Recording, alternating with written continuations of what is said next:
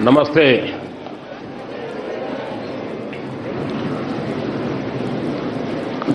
शायद इतनी ठंड में पहली बार परीक्षा पे चर्चा हो रही है। आमतौर पर फरवरी में करते हैं, लेकिन अब विचार आया कि आप सबको 26 जनवरी का भी लाभ मिले। फायदा उठाया ना जो बाहर के हैं, उन्होंने गए थे कर्तव्य पथ पे। कैसा लगा? बहुत अच्छा लगा। अच्छा, घर जाके क्या बताएंगे? कुछ नहीं बताएंगे।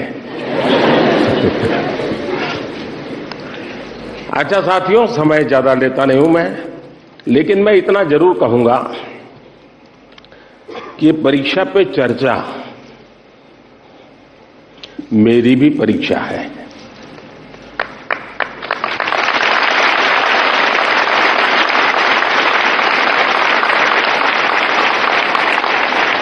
और देश के कोटि कोटि विद्यार्थी मेरी परीक्षा ले रहे हैं और मुझे ये परीक्षा देने में खुशी होती है, आनंद आता है, क्योंकि मुझे जो सवाल मिलते हैं लाखों की तादाद में, बहुत प्रोएक्टिवली बच्चे सवाल पूछते हैं, अपनी समस्या बताते हैं, व्यक्तिगत पीड़ा भी बताते हैं।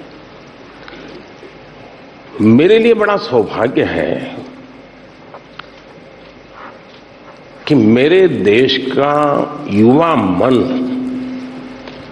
क्या सोचता है, किन उलझनों से गुजरता है, देश से उसकी अपेक्षाएं क्या है, सरकारों से उसकी अपेक्षाएं क्या है, उसके सपने क्या है, संकल्प क्या है।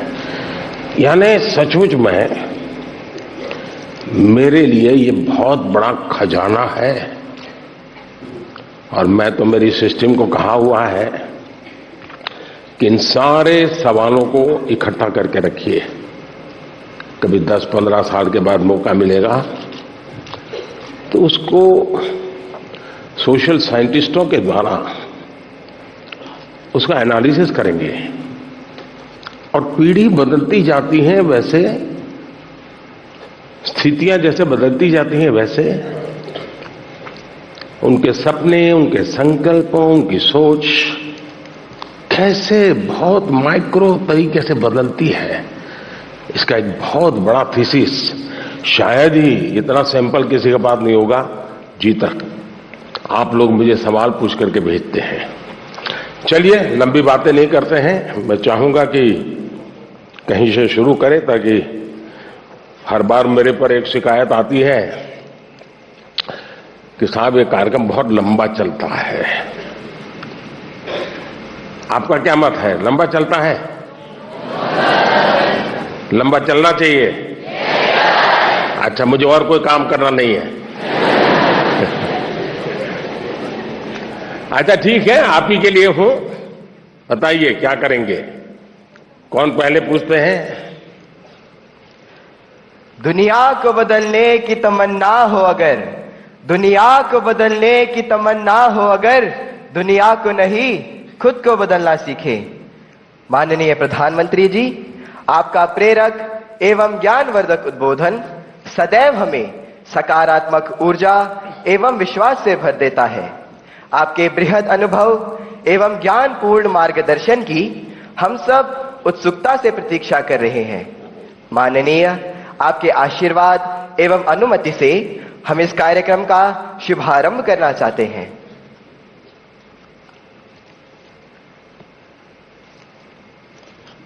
धन्यवाद मान्यवर।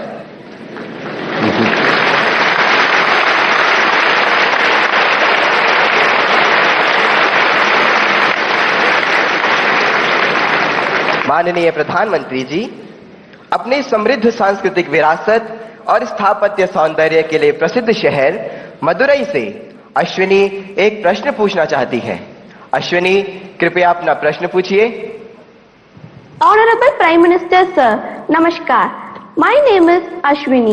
I am a student of Kendra Vidyalaya number 2 Madurai, Tamil Nadu. My question to you, sir, is how do I deal with my family disappointment if my results are not good?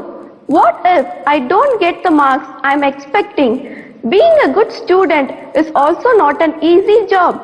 Expectations of others become so high that the person who's giving exam gets so much stressed and they go into depression.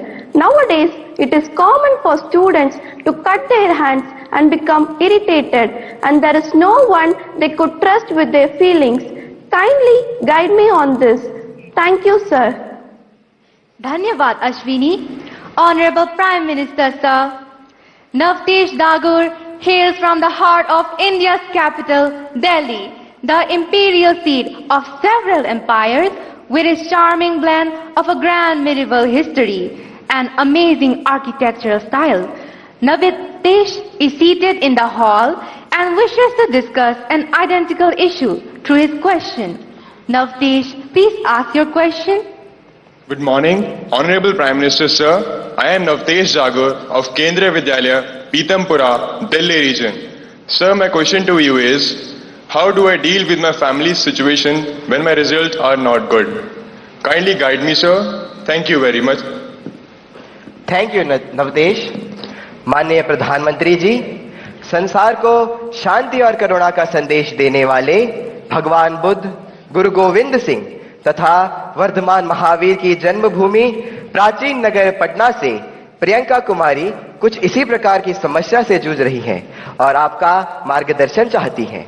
Priyanka, कृपया अपना प्रश्न पूछिए। नमस्ते माननीय प्रधानमंत्री जी, मेरा नाम प्रियंका कुमारी है। मैं रवीन बालिका +2 विद्यालय से राजेंद्र नगर पटना से 11वीं की छात्रा हूँ। मेरा प्रश्न यह है कि मेरे परिवार में सब अच्छे नंबर से पास हुए हैं, मुझे भी अच्छा नंबर लाना है। इसके लिए मैं तनाव में चली गई हूँ। इसके लिए आप मुझे मार्गदर्शन दें। धन्यवाद। धन्यवाद प्रियंका।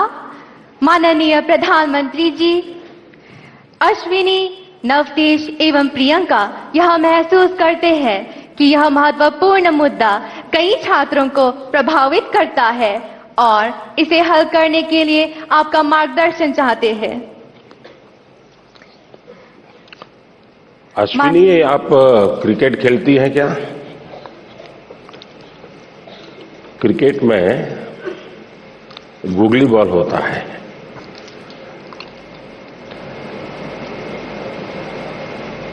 निशाना एक होता है, दिशा दूसरी होती है। मुझे लगता है कि आप पहले ही बॉल में मुझे आउट करना चाहती हो।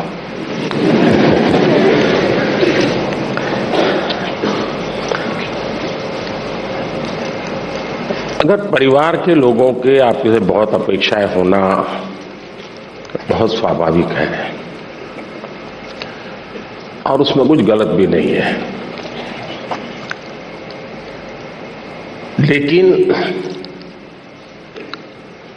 अगर परिवार के लोग अपेक्षाएं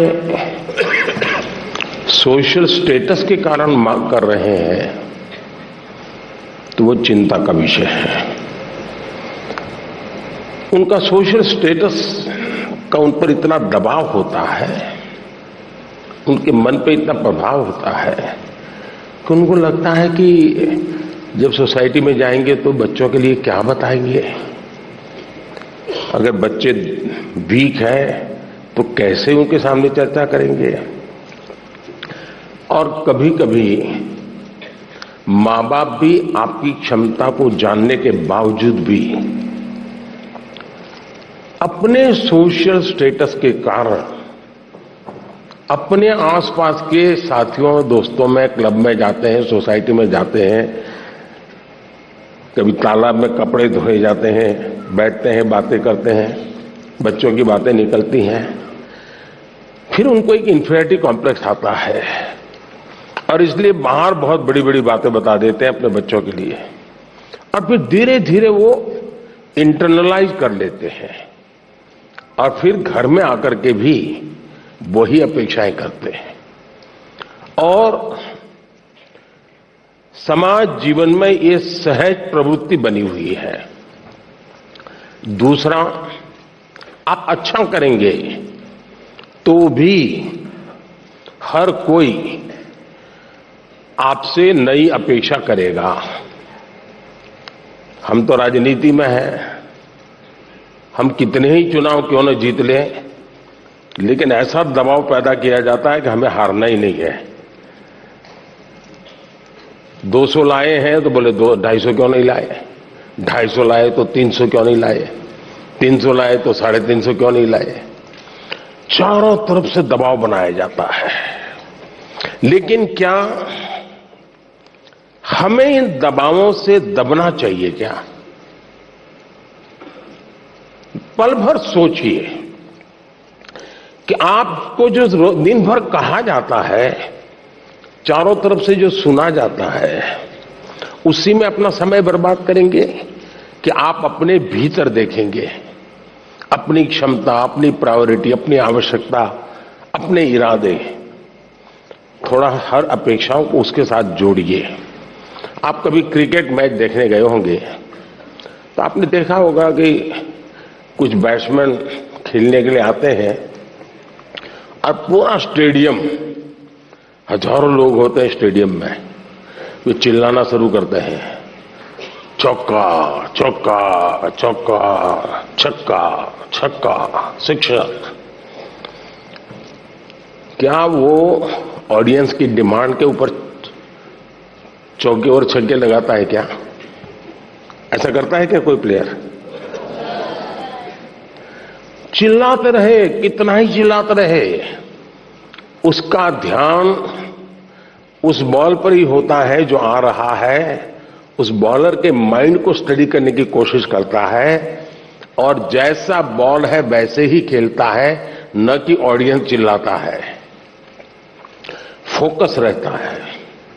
अगर आप भी अपनी एक्टिविटी में फोकस रहते हैं तो ये आपके जो कुछ भी दबाव बनता है, अपेक्षाएं बनती हैं, कभी न कभी आप उसको मिटवित करेंगे, आप उस संकटों से बाहर आ जाएंगे। और इसलिए मेरा आपसे आग्रह होगा कि आप दबावों के दबाव में न रहें। हां, कभी कभी दबाव को एनालिसिस कीजिए। कहीं ऐसा तो नहीं है कि आप स्वयं के विषय में अंडर एस्टिमेट कर रहे हैं। आपकी क्षमता बहुत है, लेकिन आप खुद ही इतने डिफरेंस मेंटालिटी के हैं कि नया करने के लिए सोचते नहीं। तो कभी कभी वो अपेक्षाएं बहुत बड़ी ताकत बन जाती है, बड़ी ऊर्जा बन जाती है। और इसलिए अपेक्षाएं, मां बाप को क्या करना, वो मैं पहले ही कहा, सामाजिक दबाव में मां बाप ने बच्चों पर दबाव ट्रांसफर नहीं करना चाहिए, लेकिन बच्चों ने अपनी क्षमता से कम भी अपने आप को नहीं आंकना चाहिए। और दोनों चीजों की बल देंगे तो मुझे पक्का विश्वास है कि आप ऐसी समस्याओं को बहुत आराम से सुलझा लेंगे।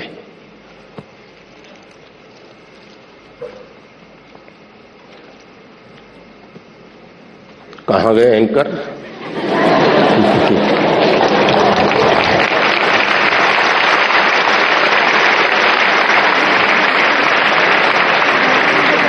माननीय प्रधानमंत्री जी, आपका कोटि कोटि धन्यवाद।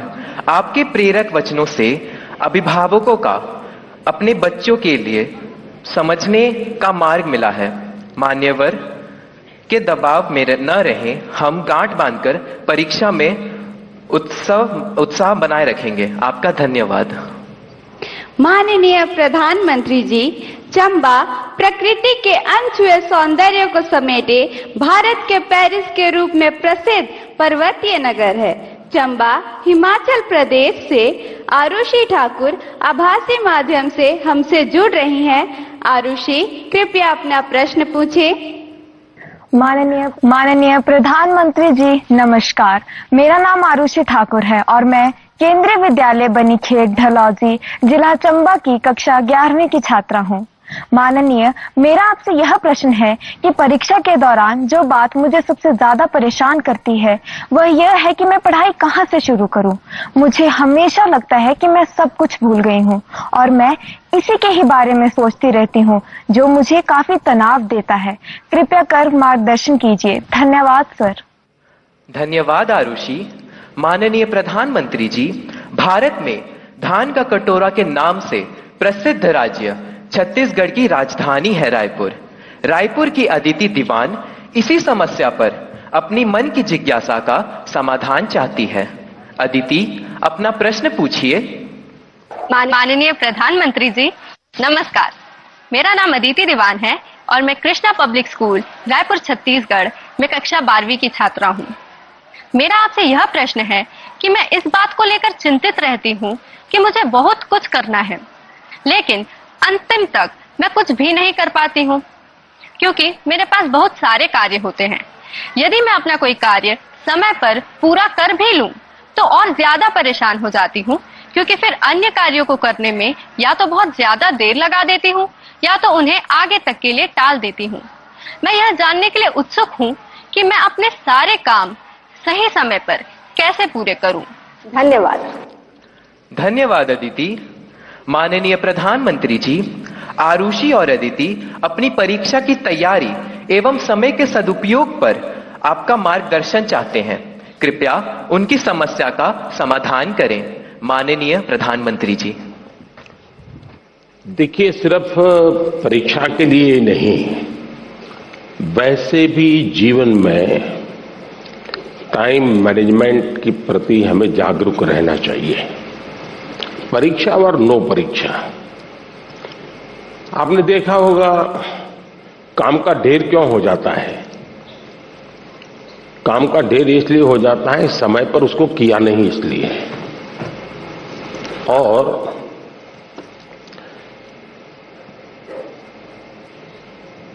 काम करने की कभी थकान नहीं होती है जी। काम करने से संतोष होता है, काम न करने से थकान लगती है। सामने दिखता है अरे इतना सारा काम, इतना सारा काम, और उसी की थकान लगती है। करना शुरू करें। दूसरा, आप कभी कागज पे अपना पेन पेंसिल लेके डायरी पे लिखिए। एक हफ्ते भर आप नोट कीजिए कि आप अपना समय कहां बिताते हैं। अगर पढ़ाई भी करते हैं तो कितना समय किस विषय को देते हैं, और उसमें भी शॉर्टकट ढूंढते हैं कि बेसिक में जाते हैं, बारीकियों में जाते हैं। थोड़ा अपना एक एनालिसिस कीजिए। मैं पक्का मानता हूं कि आपको ध्यान में आएगा कि आप जो आपकी पसंद की चीजें हैं उसी में सबसे ज्यादा समय लगाते हैं और उसी में खोए रहते हैं। फिर 3 विषय ऐसे हैं जो कम पसंद है लेकिन जरूरी है, वो फिर आपको बोझ लगेगा। मैंने 2-2 घंटे मेहनत की लेकिन ये तो हुआ नहीं। और इसलिए आप सिर्फ पढ़ना 2 घंटे ऐसा नहीं, लेकिन पढ़ने में भी जब फ्रेश माइंड है तब जो सबसे कम पसंद विषय है, आपको सबसे ज्यादा कठिन लगता है, तय कीजिए पहली 30 मिनट इसको, फिर एक पसंदगी वाला विषय है 20 मिनट उसको, फिर थोड़ा कम पसंद वाला 30 मिनट उसको। आप ऐसा स्लैब बनाइए तो आपको रिलैक्सेशन भी मिलेगा और आपको धीरे धीरे उन विषयों पर रुचि बढ़ेगी जो आप नॉर्मली टालते हैं और अच्छे विषय में खोए रहते हैं। और समय भी तो बहुत जाता है। आपने देखा होगा, आप में से जो लोग पतंग चगाते होंगे, मुझे तो बचपन में बहुत शौक था। पतंग की जो माजा होता है, धागा होता है, वो कभी एक दूसरे में उलझ जाकर के एकदम से बड़ा गुच्छा बन जाता है। अब बुद्धिमान इंसान क्या करेगा? यूं यूं खींचेगा क्या? ताकत लगाएगा क्या? ऐसा नहीं करेगा।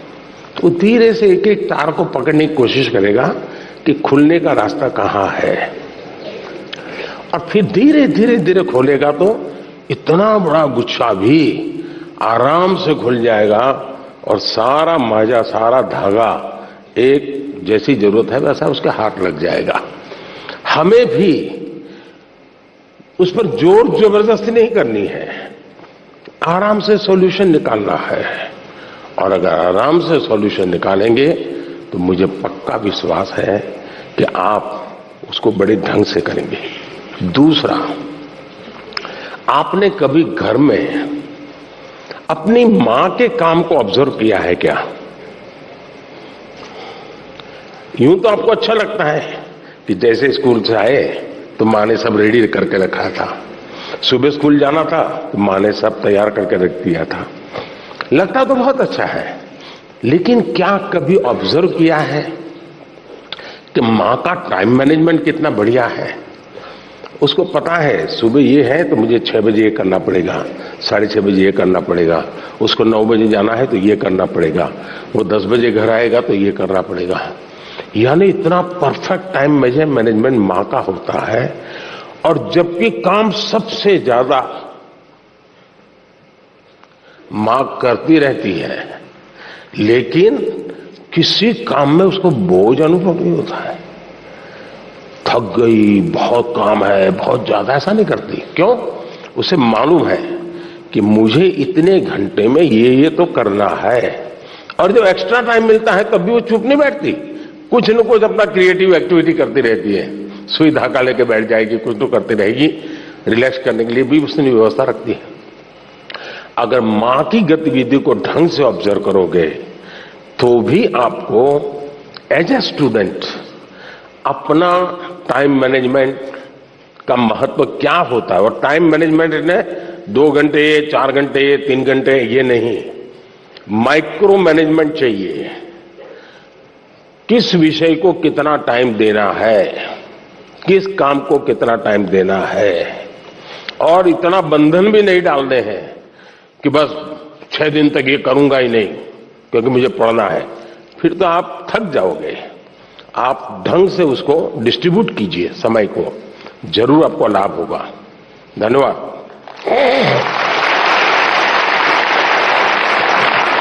Thank you, Honorable Prime Minister, sir, for guiding us to be methodical and systematic in order to be an effective student. Honorable Prime Minister, sir, Rupesh Kashyap, hailing from Bastar district of Chhattisgarh, is known for his distinctive tribal art, the enchanting Chitrakoot waterfalls, and the finest quality of bamboo. Rupesh is present here with us and needs your advice on a topic that is of vital significance. Rupesh, please ask your question. Good morning, Honorable Prime Minister, sir. My name is Rupesh Kashyap. I am a student of class 9 from Swami Atmanand Government English. Camera उस बच्ची पे लगाइए। हाँ। From Swami Atmanand Government English Medium School, Darwa, District Bastar, Chhattisgarh. Sir, my question is, how can I avoid unfair means in exams? Thank you, sir. Thank you, Rupesh. Honorable Prime Minister, sir, from the heritage city of Jagannath Puri, the spiritual capital of Odisha, famed for its magnificent cone-shaped layout, Rath Yatra, and serene beaches, Tanmay Biswal seeks your guidance on a similar issue. Tanmay, please ask your question. Honorable Prime Minister, sir, Namaskar. My name is Tanmay Biswal. I am a student of Jawaharlal Navodaya Vidyalaya, Konark, Puri, Odisha. My question to you, sir, is how to eliminate cheating or copying activities of the students during examination. Kindly guide me on this. Thank you, sir.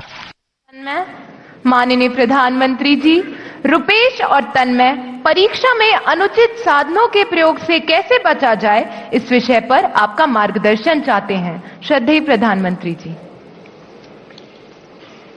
मुझे खुशी हुई कि हमारे विद्यार्थियों को भी ये लग रहा है कि परीक्षा में जो गलत प्रैक्टिसेस होती हैं, माल प्रैक्टिसेस होती हैं, उसका कोई रास्ता खोजना चाहिए। खास करके जो मेहनती विद्यार्थी होते हैं उनको जरूर इसका बहुत ही चिंता रहती है कि मैं इतनी मेहनत करता हूं और ये चोरी कर करके, कॉपी कर करके, नकल करके अपना गाड़ी चला लेता है। पहले भी शायद चोरी तो करते होंगे लोग, नकल तो करते होंगे, लेकिन छुप छुप करके करते होंगे। अब तो बड़े गर्व से कहते हैं आज सुपरवाइजर को बुद्धू बना दिया।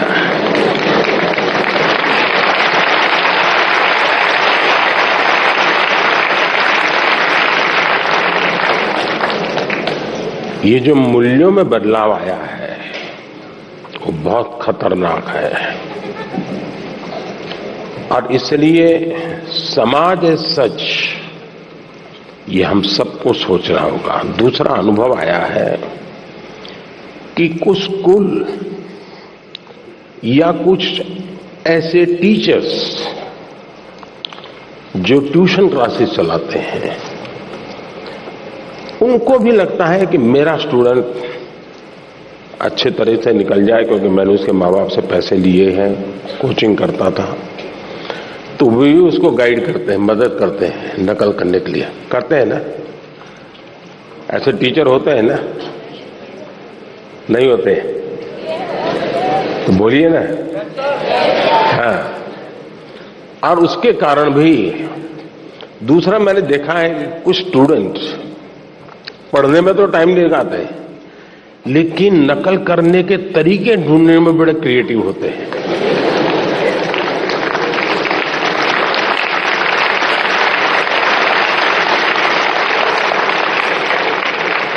उसमें घंटे लगा देंगे, वो कापली बनाएंगे तो उसमें छोटे छोटे छोटे अक्षरों की बनाएंगे। कभी कभी तो मुझे लगता है कि इसके बजाय वो नकल के तरीके, नकल की टेक्निक, उसमें जितना दिमाग खपाता है, और बड़े क्रिएटिव होते हैं ये चोरी करने वाले,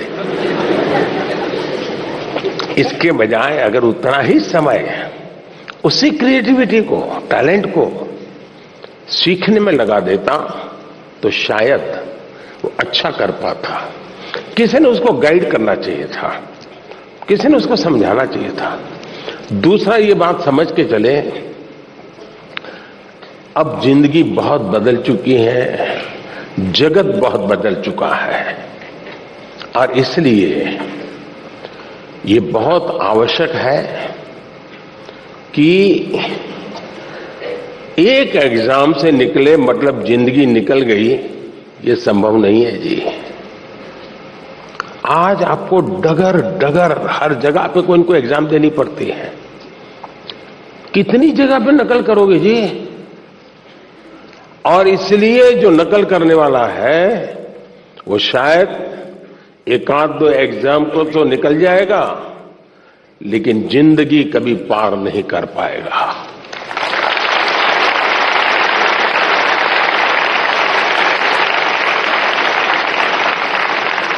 नकल से जिंदगी नहीं बन सकती है। हो सकता है एग्जाम में मार्क्स इधर उधर करके ले आए, लेकिन कहीं न कहीं तो क्वेश्चनेबल होगा ही, और इसलिए ये वातावरण हमको बनाना होगा कि एक आध एग्जाम में तुमने नकल की, हो गया तुम निकल गए, लेकिन आगे चल करके शायद तुम जिंदगी में फंसे रहोगे। दूसरा, जो विद्यार्थी कड़ी मेहनत करते हैं उनसे भी मैं कहूंगा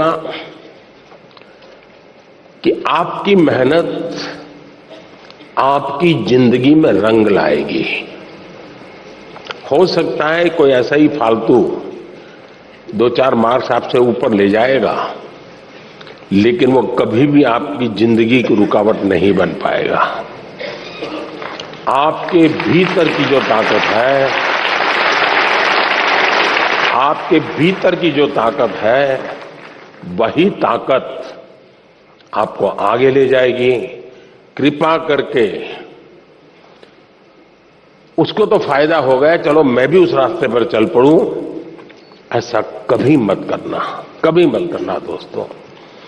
एग्जामें तो आती हैं जाती हैं, हमें जिंदगी जीनी है, जी भर के जीनी है, जीतते जीतते जिंदगी जीनी है। और इसलिए हमें शॉर्टकट की तरफ नहीं जाना चाहिए। और आप तो जानते हैं, रेलवे स्टेशन पर आपने देखा होगा, हर रेलवे स्टेशन में पटरी जहां होती है ना, वहां ब्रिज होता है। तुम लोग ब्रिज पे जाना पसंद नहीं करते, पटरी कूद करके जाते हैं। कोई कारण नहीं, ऐसे ही बस मजा आता है। तो वहां लिखा है shortcut will cut you short. इसलिए कोई अगर शॉर्टकट से कुछ कर लेता होगा, आप उसके टेंशन को पालिए मत, आप अपने आप को उससे मुक्त रखिए, आप अपने पर फोकस कीजिए, आपको अच्छा परिणाम मिलेगा। धन्यवाद। धन्यवाद माननीय प्रधानमंत्री जी, आपके वचन सीधे हमारे हृदय में उतर गए हैं। आपका धन्यवाद। Honorable Prime Minister Sir, from Palakkad, the land of paddy fields, where the gentle breeze carries the aroma of harvested crops and the sound of traditional Kerala music, Sujal K seeks your guidance. Sujal, please ask your question. नमस्कार आदरणीय प्रधानमंत्री महोदय, मेरा नाम तेजस सुजय है। मैं 9वीं कक्षा में केंद्रीय विद्यालय कंचिकोट एर्नाकुलम संभाग का छात्र हूँ। मेरा प्रश्न यह है, हार्डवर्क और स्मार्ट वर्क में से कौन सा वर्क जरूरी है? क्या अच्छी परिणामों के लिए दोनों जरूरी हैं? कृपया अपना मार्गदर्शन दीजिए। धन्यवाद श्रीमान। Thank you, Sujal. Honorable Prime Minister Sir. क्या सवाल था उनका? क्या पूछ रहे थे? सर, हार्ड वर्क के बाद। हार्ड वर्क और स्मार्ट वर्क। हार्ड वर्क और smart work. Thank you sir. यार, अच्छा, आपने बचपन में एक कथा पढ़ी होगी, सबने जरूर पढ़ी होगी, और इससे आप अंदाज लगा सकते हैं कि स्मार्ट वर्क क्या होता है, हार्ड वर्क क्या होता है। हम बचपन में थे तो एक कथा सुना पढ़ाते थे कि एक घड़े में पानी था, पानी जरा गहरा था और एक कौवा पानी पीना चाहता था, लेकिन अंदर वो पहुंच नहीं पाता था। तो उस कौवे ने छोटे छोटे कंकर उठा करके उस घड़े में डाले और धीरे धीरे पानी ऊपर आया और फिर उसने आराम से पानी पिया। सुना है ये कथा? अब इसको आप क्या कहेंगे, हार्ड वर्क कहेंगे कि स्मार्ट वर्क कहेंगे?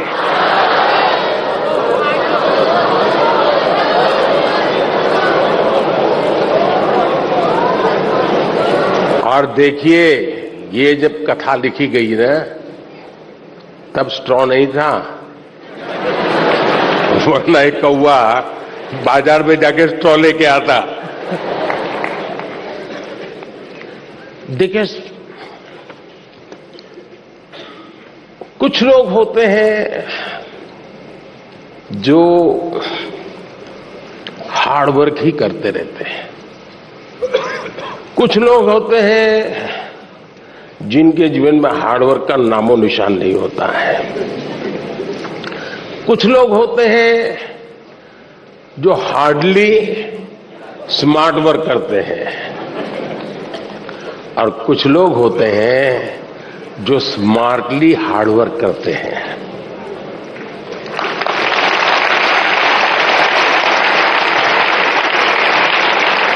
और इसलिए कौवा भी हमें सिखा रहा है कि स्मार्टली हार्ड वर्क कैसे करना। और इसलिए हमें हर काम को, पहले काम को बारीकी से समझिए। कुछ लोग हो गए, आपने देखा होगा कि चीजों को समझने के बजाय सीधा ही अपनी बुद्धि अपनाना शुरू कर देते हैं, फिर ढेर सारी मेहनत करे, परिणाम मिलता ही नहीं है। मुझे याद है, मैं बहुत पहले ट्राइबल बेल्ट में काम करता था, तो मुझे काफी इंटीरियर में जाना था। तो किसी ने हमें, उस जमाने की जो पुरानी जीप होती थी, उसने व्यवस्था की कि आप उसको लेके जाइए। अब सुबह हम कोई 5:30 बजे निकलने वाले थे, लेकिन हमारी जीप चली नहीं रही थी। हम अब ढेर सारी कोशिश की, धक्के मारे, ये किया, दुनिया भर का हार्ड वर्क किया, लेकिन हमारी जीप नहीं चली। 7, साढ़े 7 बज गए तो एक मैकेनिक को बुलाया। अब मैकेनिक ने मुश्किल से 2 मिनट लगाया होगा और 2 मिनट में उसने ठीक कर दिया। और फिर वो कहे साहब 200 रुपये देने पड़ेंगे। मैंने कहा यार 2 मिनट का 200 रुपया? बोले साहब ये 2 मिनट का 200 रुपया नहीं है, ये 50 साल के अनुभव का 200 रुपया है।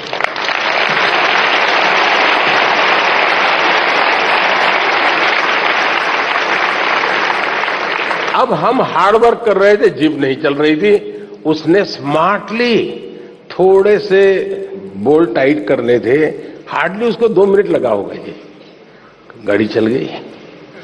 कहने का तात्पर्य यह है कि हर चीज बड़ी मेहनत मजदूरी से करेंगे तो होगा ऐसा आपने देखा होगा।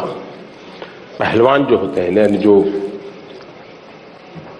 खेलकूद की दुनिया के लोग होते हैं, उसको कौन सा खेल से वो जुड़ा हुआ है, उस खेल में उसको किस मसल्स की जरूरत होती है। जो ट्रेनर होता है उसको मालूम है। अब जैसे विकेट कीपर होगा तो विकेट कीपर को ऐसे ही झुक करके घंटों तक खड़े रहना होता है। अब हमें क्लास में कुछ गलत किया और टीचर कान पकड़ के नीचे बिठा देते हैं ऐसे हाथ पैर में अंदर डाल के, तो कितना दर्द होता है कि नहीं होता है? एक तो साइकोलॉजिकल भी होता है, फिजिकल भी होता है कि पैर ऐसे करके कान पकड़ के बैठना होता है। तकलीफ होती है ना।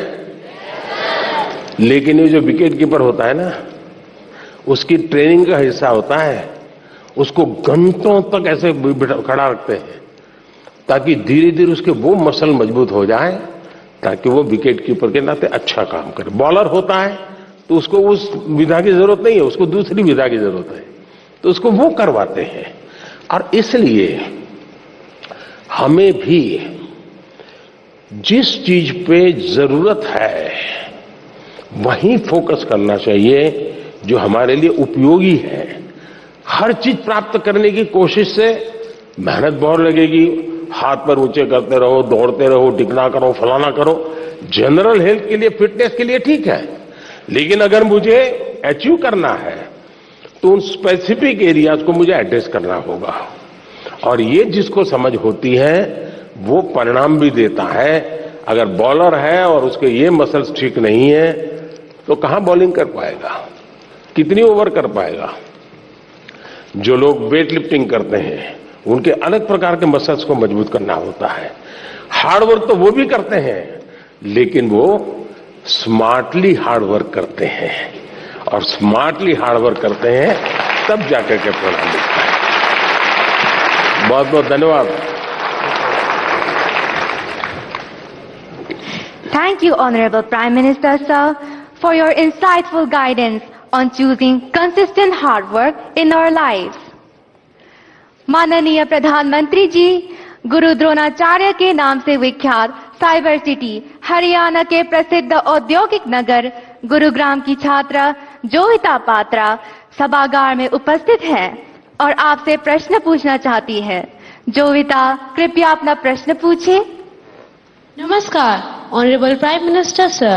My name is Jovita Patra and I am a student of class 10th of Jawahar Navodaya Vidyalaya, Gurugram, Haryana. It's my privilege and great honor to participate in the Pariksha Pe Charcha 2023.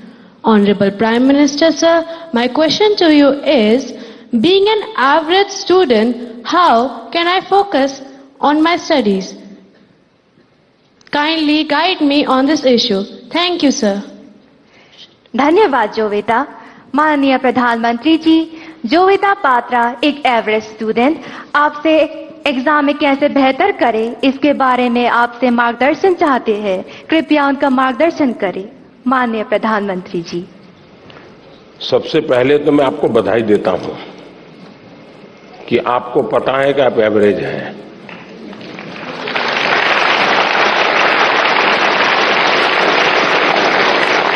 वरना ज्यादातर लोग ऐसे होते हैं जो below average होते हैं और अपने आप को बड़ा तिश्मार का मानते हैं, सब बंदर के व्यापारी मानते हैं।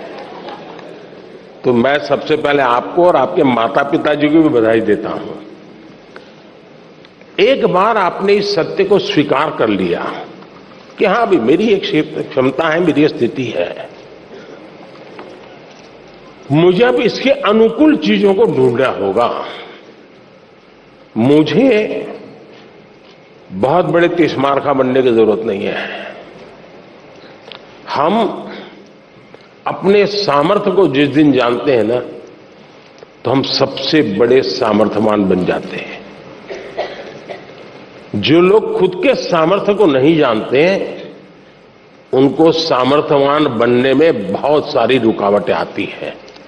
इसलिए इस स्थिति को जानना, ये अपने आप में ईश्वर ने आपको शक्ति दी है, आपके टीचर्स ने शक्ति दी है, आपके परिवार ने शक्ति दी है। और मैं तो चाहूंगा हर मां बाप से आप बच्चों का सही मूल्यांकन कीजिए, उनको उनके अंदर हीन भावना पैदा होने मत दीजिए, लेकिन सही मूल्यांकन कीजिए। कभी कभी आप लोग उसको कोई बहुत बड़ी महंगी चीज लानी है तो आप आराम से उसको कहें नहीं भैया अपने घर की इतनी ताकत नहीं है, ये चीज हम नहीं ला पाएंगे, ऐसा करो 2 साल इंतजार करो, उसमें कुछ बुरा नहीं है। अगर आप घर की स्थिति के संबंध में बच्चे से एनालिसिस करते हैं तो उसमें कुछ बुरा नहीं है। और इसलिए हम एक सामान्य स्तर के व्यक्ति हैं और ज्यादातर लोग सामान्य स्तर के ही होते हैं जी।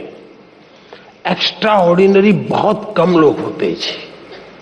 लेकिन सामान्य लोग असामान्य काम करते हैं, और जब सामान्य व्यक्ति असामान्य काम करते हैं तब वो कहीं ऊंचाई पर चले जाते हैं, एवरेज के मानदंड को तोड़ करके निकल जाते हैं।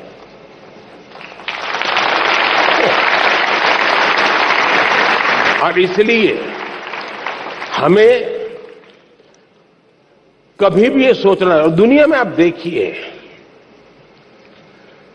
ज्यादातर जो लोग सफल हुए हैं वो क्या है जी, वो किसी जमाने में एवरेज लोग थे जी,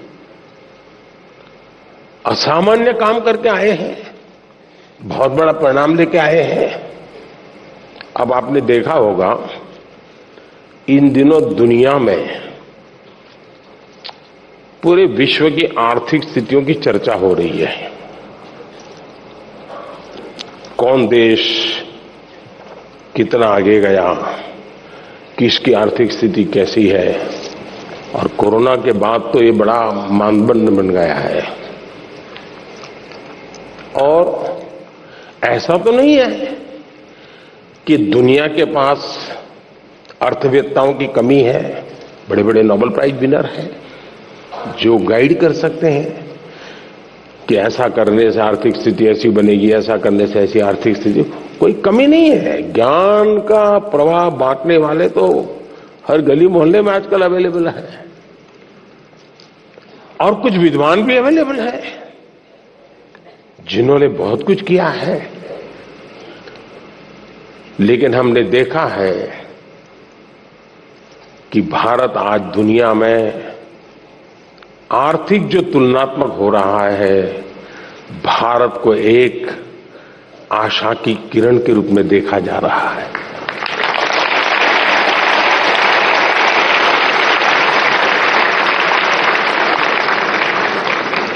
आपने 2-3 साल पहले देखा होगा, हमारी सरकार के विषय में यही लिखा जाता था कि इनके पास कोई इकोनॉमिस्ट नहीं है, सब एवरेज लोग हैं, प्राइम मिनिस्टर को भी इकोनॉमिक्स का कोई ज्ञान नहीं है, ऐसा ही लिखा जाता था।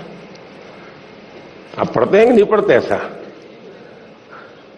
लेकिन आज दुनिया में वही देश जिसको एवरेज कहा जाता था, वो देश आज दुनिया में चमक रहा है दोस्तों।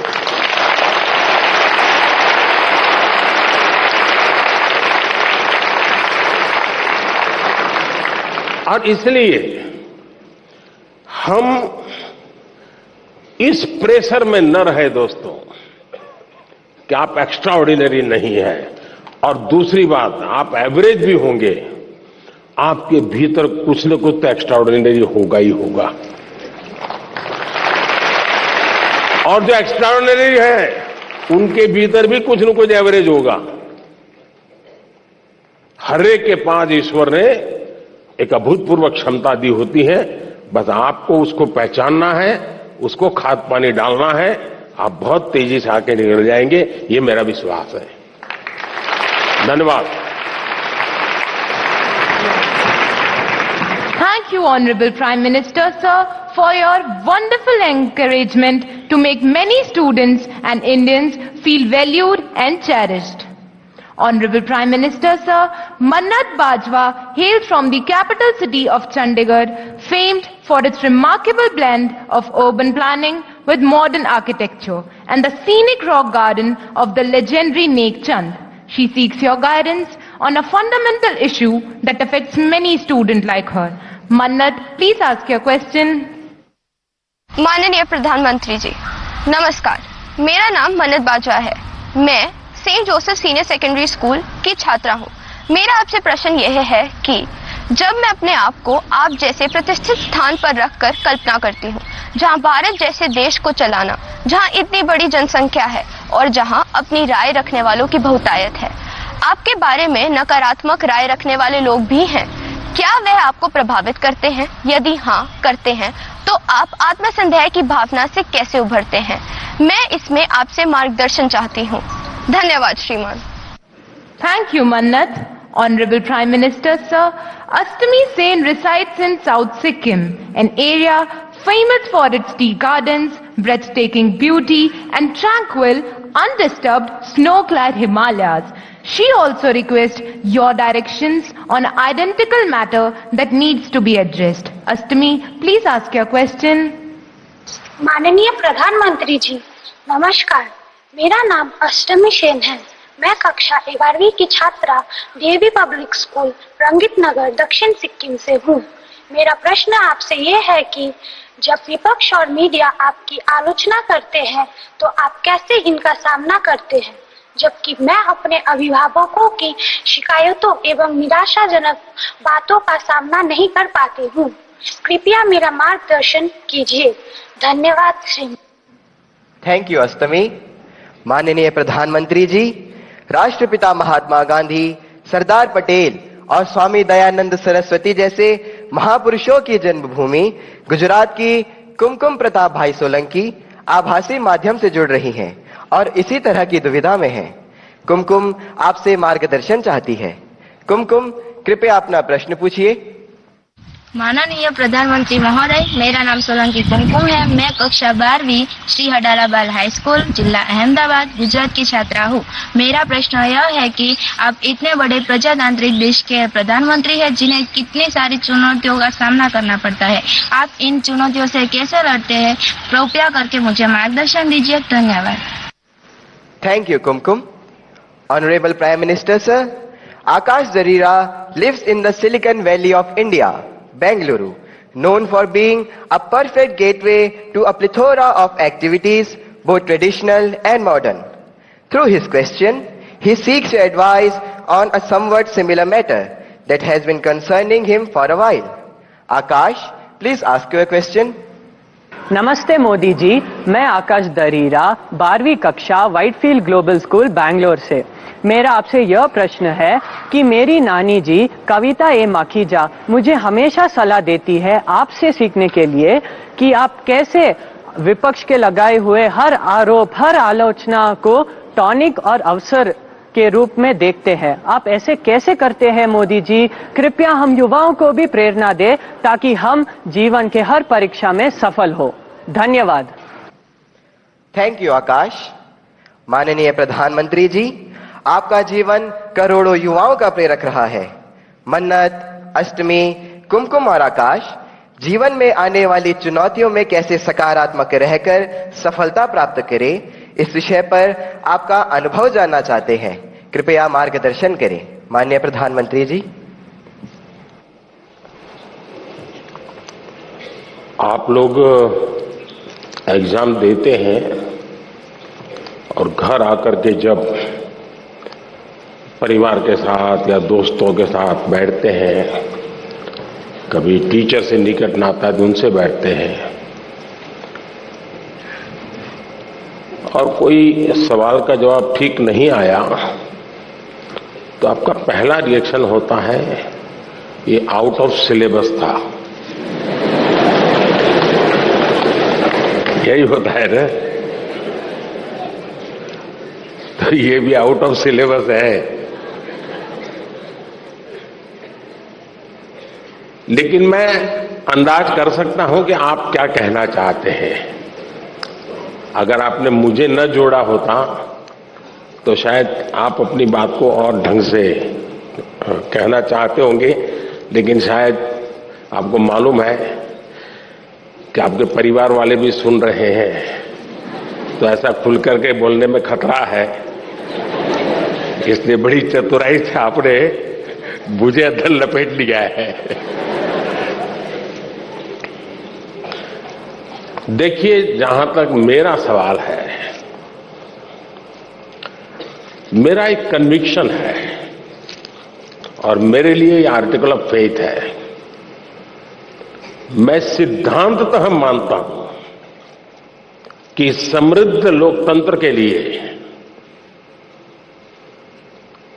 आलोचना एक शुद्धि यज्ञ है।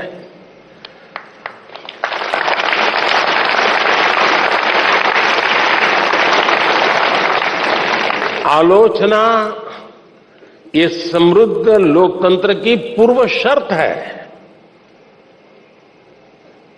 और इसलिए आपने देखा होगा टेक्नोलॉजी में ओपन सोर्स टेक्नोलॉजी होती है, मालूम है ना?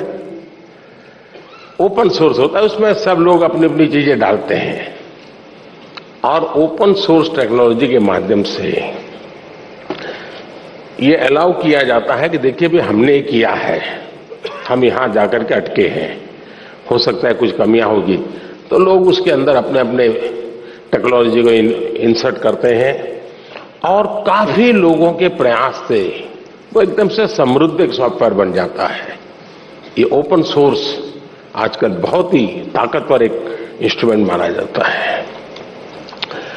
उसी प्रकार से कुछ कंपनियां अपनी प्रोडक्ट को मार्केट में रखती है और चैलेंज करती है कि उसमें जो कमियां हैं वो दिखाएगा, उसको हम इनाम देंगे। बाउंड सिस्टम की व्यवस्था खड़ी हुई है। इसका मतलब ये हुआ कि हर कोई चाहता है कि कमियां जो हो उससे मुक्ति का रास्ता कोई इंगित करे तो होगा ना। लेकिन कभी कभी क्या होता है, आलोचना करने वाला कौन है उस पर सारा मामला सेट हो जाता है। जैसे मान लीजिए आप यहां स्कूल के अंदर फैंसी ड्रेस कंपटीशन है और आपने बड़े चाव से बढ़िया फैंसी ड्रेस पहन करके गए, और आपका प्रिय दोस्त है, एकदम प्रिय दोस्त, जिसकी बात आपको हमेशा अच्छी लगती है, वो कहेगा यार तुमने ऐसा क्या पहना, ये अच्छा नहीं लग रहा है। तो आपका एक रिएक्शन होगा। और एक स्टूडेंट है जो आपको थोड़ा कम पसंद है, नेगेटिव वाइब्रेशन हमेशा आते हैं उसको देखते ही, आपको उसके बातें बिल्कुल पसंद नहीं है, वो कहेगा देखो ये क्या पहन के आया है, कैसे पहनते हैं क्या। तो आपका एक दूसरा रिएक्शन होगा। क्यों? जो अपना है वो कहता है तो आप उसको पॉजिटिव लेते हैं उस आलोचना को, लेकिन जो आपको पसंद नहीं है वो वही कह रहा है, लेकिन आपको गुस्सा आता है, तू कौन होता है, मेरी मर्जी। ऐसा ही होता है ना। उसी प्रकार से आप आलोचना करने वाले आदतन करते रहते हैं, तो उनको एक बक्से में डाल दीजिए, दिमाग खपाइए मत ज्यादा, क्योंकि उनका इरादा कुछ और है। अब घर में आलोचना होती है क्या? मैं समझता हूं कुछ गलती हो रही है। घर में आलोचना नहीं होती है, ये दुर्भाग्य का विषय है। आलोचना करने के लिए माँ बाप को भी बहुत अध्ययन करना पड़ता है, आपको ऑब्जर्व करना पड़ता है, आपके टीचर को मिलना पड़ता है, आपके दोस्तों की आदतें जाननी पड़ती है, आपकी दिनचर्या को समझना करना पड़ता है, आपको फॉलो करना पड़ता है, आपका मोबाइल फोन पर कितना टाइम जा रहा है, स्क्रीन पर कितना टाइम जा रहा है, सारा बहुत बारीकी से कुछ न बोलते हुए माँ बाप ऑब्जर्व करते हैं। फिर कभी आप किस अच्छे मूड में होते हैं वो देखते हैं, और जब अच्छे मूड में होते हैं, अकेले होते हैं, तब प्यार से वो कहते हैं, अरे यार देख बेटे, तुझमें इतनी क्षमता है, इतना सामर्थ्य है, देख तेरी शक्ति यहां क्यों जा रही है। तो वो सही जगह पे वो रजिस्टर होता है, वो आलोचना काम आ जाए। लेकिन आजकल माँ बाप को टाइम नहीं है, वो आलोचना नहीं करते, टोका टोकी करते हैं। और जो गुस्सा आपको आता है ना, वो टोका टोकी का आता है, कुछ भी करो।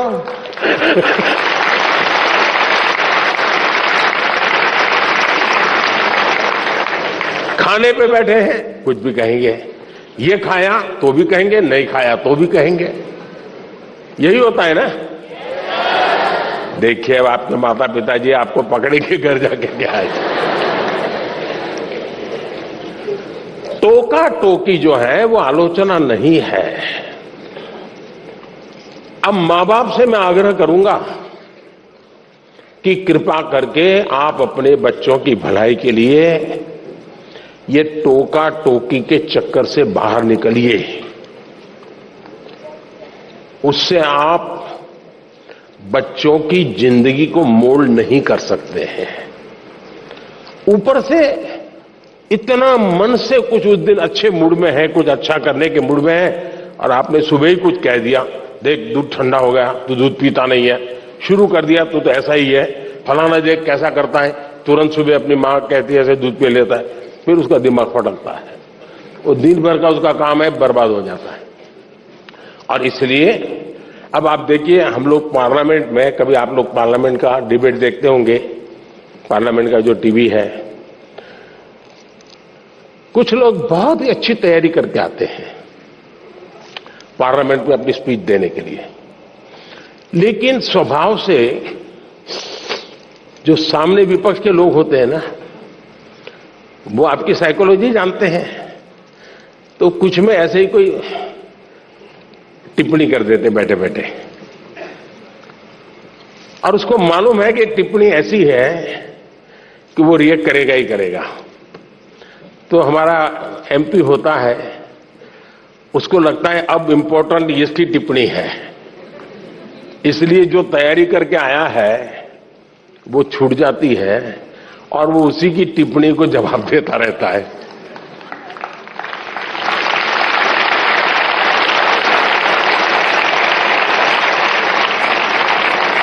और अपना पूरी बर्बादी कर देता है। और अगर टिप्पणी है हंसी मजाक में, बॉल खेल लिया, छुट्टी कर दी, दूसरी सेकंड में अपने विषय पे चला जाता है, तो उसको फोकस एक्टिविटी का परिणाम मिलता है। और इसलिए हमें अपना फोकस छोड़ना नहीं चाहिए।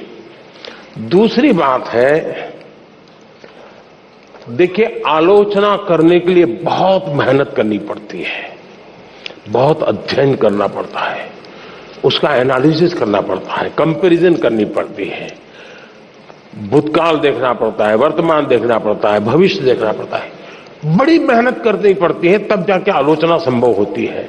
और इसलिए आजकल शॉर्टकट का जमाना है। ज्यादातर लोग आरोप करते हैं, आलोचना नहीं करते हैं। आरोप और आलोचना के बीच में बहुत बड़ी खाई है। हम आरोपों को आलोचना न समझे। आलोचना तो एक प्रकार से वो न्यूट्रिएंट है जो हमें समृद्ध करता है। आरोप वो चीजें हैं जिसको हमने आरोप लगाने वालों को गंभीरता से लेने की जरूरत नहीं है, समय बर्बाद की जरूरत नहीं है, लेकिन आलोचना को कभी लाइट नहीं लेना चाहिए। आलोचना को हमेशा मूल्यवान समझना चाहिए। वो हमारी जिंदगी को बनाने के लिए बहुत काम आती है। और अगर हम ईमानदार हैं, हमने प्रामाणिक सत्यनिष्ठा से काम किया है, समाज के लिए काम किया है, निश्चित मकसद के लिए काम किया है, तो आरोपों की बिल्कुल परवाह मत कीजिए दोस्तों। मैं समझता हूं आपकी एक बहुत बड़ी ताकत बन जाएगी।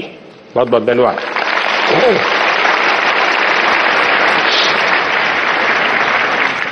माननीय प्रधानमंत्री जी, आपकी सकारात्मक ऊर्जा ने करोड़ों देशवासियों को नया मार्ग दिखाया। आपका धन्यवाद।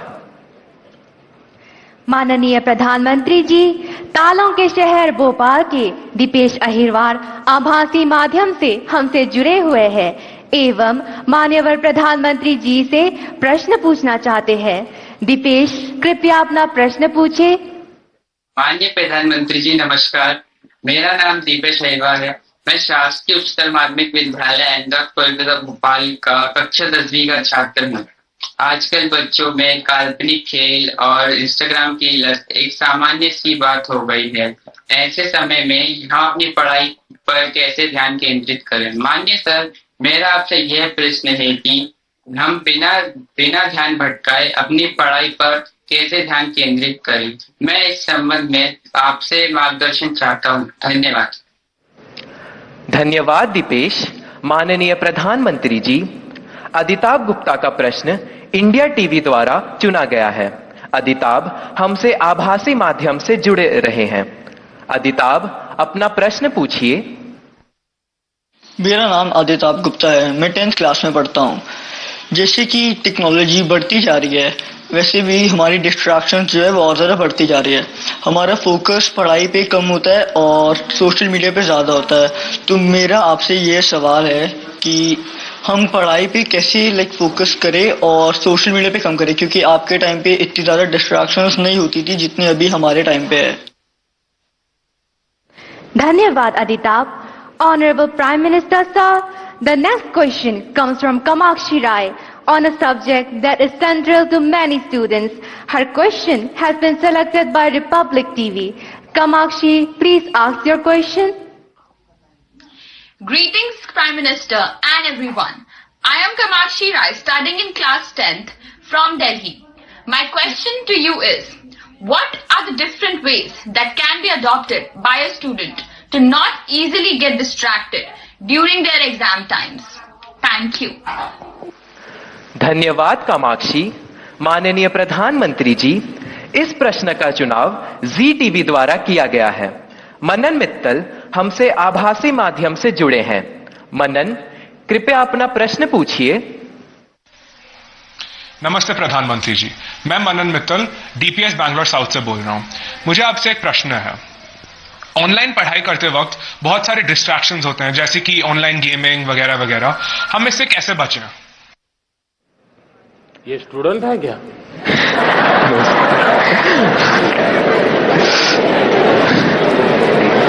वो गैजेट में खोते रहते होगे। धन्यवाद मनन। माननीय प्रधानमंत्री जी, दीपेश, अदिताभ, कामाक्षी एवं मनन परीक्षा में आने वाले व्यवधान पर और इससे कैसे बाहर निकलें, इस विषय पर आपसे मार्गदर्शन चाहते हैं। कृपया मार्गदर्शन करें माननीय प्रधानमंत्री जी।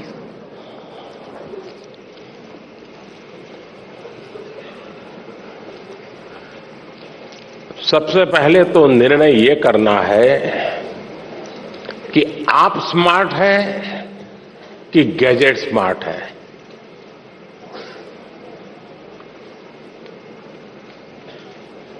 कभी कभी तो लगता है कि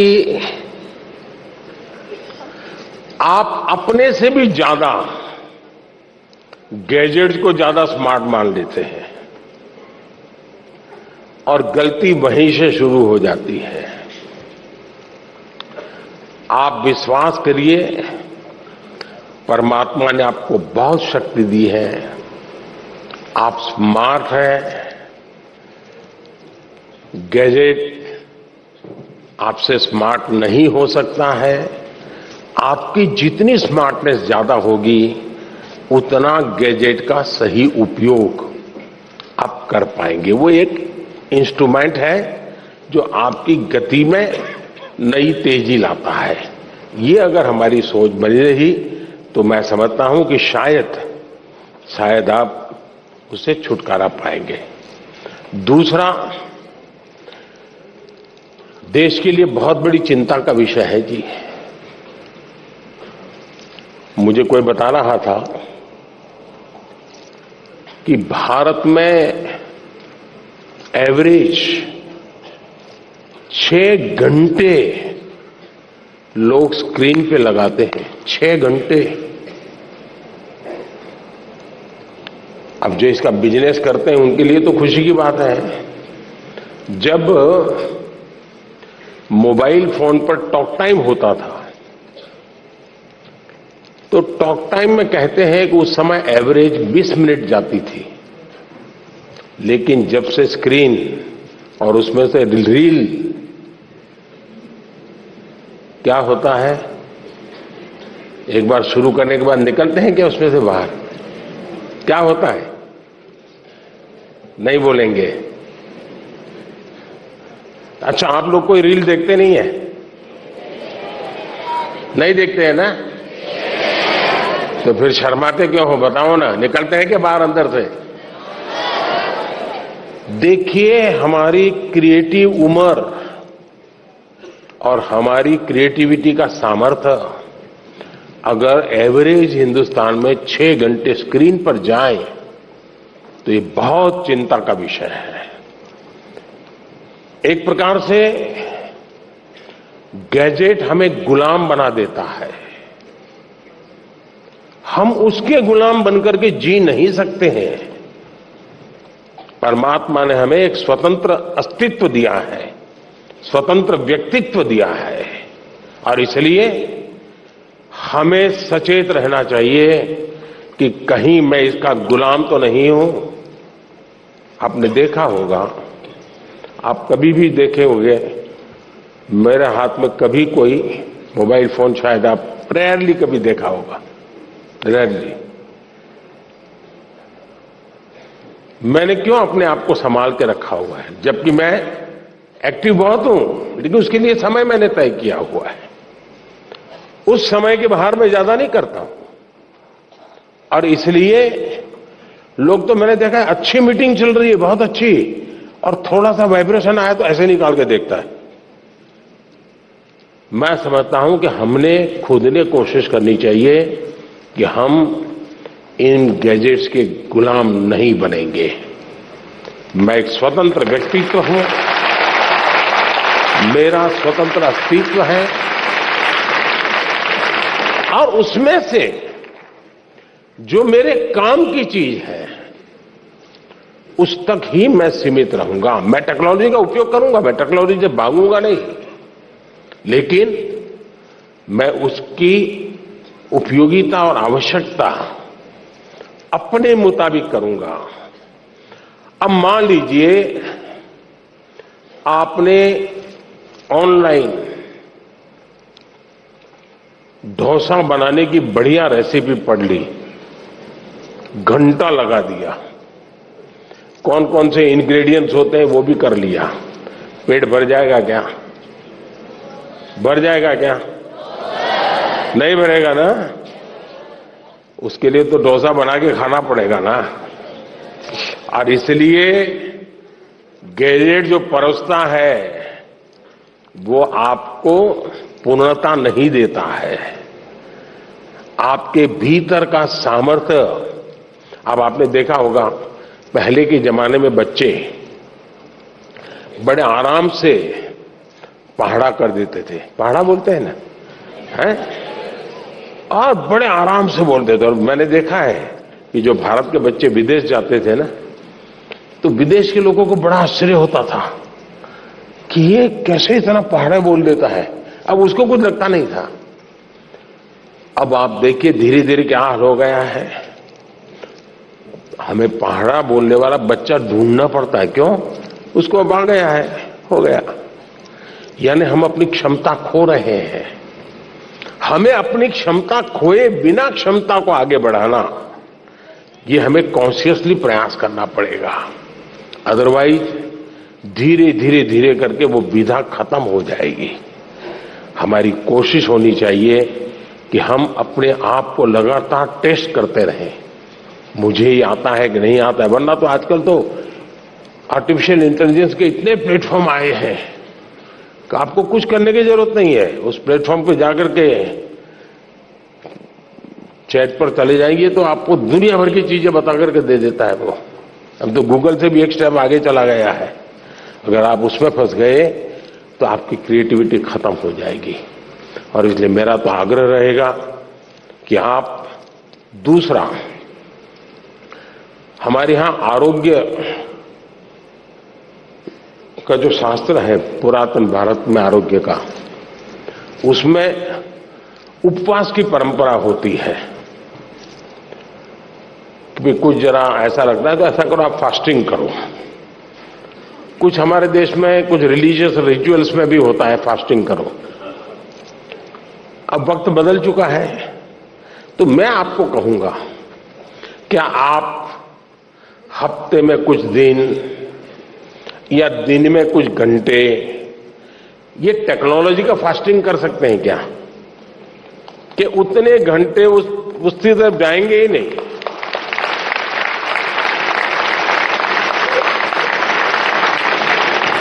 आपने देखा होगा कई परिवार होते हैं, घर में बड़ा 10वीं 12वीं बड़ा टेंशन शुरू में ही हो जाता है। सारे कार्यक्रम तय करते हैं परिवार वाले, नहीं भाई अगली साल कुछ नहीं है, वो 10वीं में है, वो अगली साल कुछ नहीं है, वो 12वीं में है। ऐसा ही चलता है घर में। और फिर टीवी पे भी कपड़ा लगा देते हैं, हाँ नो टीवी, क्यों? एग्जाम है, 10वीं के एग्जाम है, 12वीं के एग्जाम है।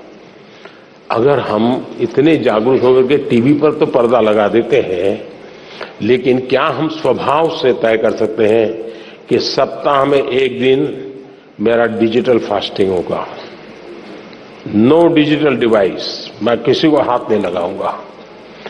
उसमें से जो फायदा होता है उसको ऑब्जर्व कीजिए, धीरे धीरे धीरे आपको उसका समय बढ़ाने का मन करेगा। उसी प्रकार से हमने देखा है कि परिवार हमारे तो छोटे होते जा रहे हैं और परिवार भी इस डिजिटल दुनिया में फंस रहे हैं। एक ही घर में माँ, बेटा, बहन, भाई, पापा सब रह रहे हैं और एक ही कमरे में वो उसको व्हाट्सएप कर रहा है। मैं आपकी ही बात बता रहा हूं ना, माँ भी पापा को व्हाट्सएप करेगी। देखा होगा आपने, घर में सब बैठे हैं साथ में, लेकिन हर अपने मोबाइल में खोया हुआ है। वो उधर देख रहा है, ये इधर देख रहा है। यही हो गया है ना। मुझे बताइए परिवार कैसे चलेगा जी? पहले तो बस में, ट्रेन में जाते थे तो लोग गप्पे मारते थे। अब अगर कनेक्टिविटी मिल गई तो पहला काम यही, जैसे दुनिया भर का काम उन्हीं के पास है, उनके बिना दुनिया रुक जाने वाली है। ये जो बीमारियां हैं, इस बीमारियों को हमें पहचानना होगा। हम अगर इन बीमारियों को पहचानेंगे तो हम बीमारियों से मुक्त हो सकते हैं। और इसलिए मेरा आग्रह है, घर में भी क्या आप एक एरिया तय कर सकते हैं क्या? परिवार में जाके आज ही तय कीजिए, एक एरिया तय करिए। ये एरिया जो है नो टेक्नोलॉजी जोन, मतलब वहां टेक्नोलॉजी को एंट्री नहीं मिलेगी। वहां आना है घर के उस कोने में तो मोबाइल वहां रख के आओ और वहां आराम से बैठेंगे, बातें करेंगे। No technology zone. घर के अंदर भी एक कोना बना दीजिए, जैसे देवघर होता है ना, भगवान का मंदिर एक अलग होता है कोने में, वैसा ही बना दीजिए। भाई इस कोने में आना है, चलो जाओ मोबाइल बाहर रख के आओ, यहां ऐसे बैठो। आप देखिए धीरे धीरे आपको जीवन जीने का आनंद शुरू होगा। आनंद अगर शुरू होगा तो आप उसकी गुलामी में से बाहर आओगे। बहुत बहुत धन्यवाद।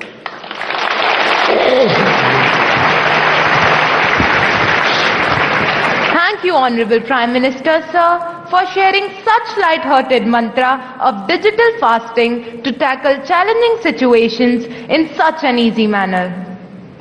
माननीय प्रधानमंत्री जी, हिमालय पर्वतमाला में स्थित प्राकृतिक सौंदर्य से भरपूर यूनियन टेरिटरी जम्मू से निदा हमसे आभासी माध्यम से जुड़ रही हैं एवं आपसे प्रश्न पूछना चाहती हैं। निदा, अपना प्रश्न पूछे। Honorable Prime Minister Sir, Namaskar. I am Nida of class 10th from Government Model High Secondary School, Sujwa, Jammu. Sir, my question is, when we work hard but do not get the desired result, then how can we put that stress in a positive direction? Respected Sir, have you ever been through such a situation? Thank you. धन्यवाद निदा।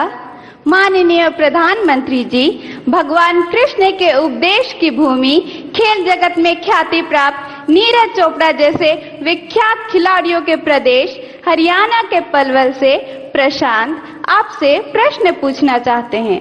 प्रशांत, कृपया अपना प्रश्न पूछे। माननीय प्रधानमंत्री जी, नमस्कार। मेरा नाम प्रशांत है। मैं शहीद नायक राजेंद्र सिंह राजकीय मॉडल संस्कृति वरिष्ठ माध्यमिक विद्यालय हथीन, जिला पलवल, हरियाणा के कक्षा 12वीं विज्ञान संकाय का छात्र हूं। मेरा आपसे यह प्रश्न है कि तनाव परीक्षा के परिणामों को किस तरह प्रभावित करता है। मैं इसमें आपसे मार्गदर्शन चाहता हूं। धन्यवाद श्रीमान। धन्यवाद प्रशांत।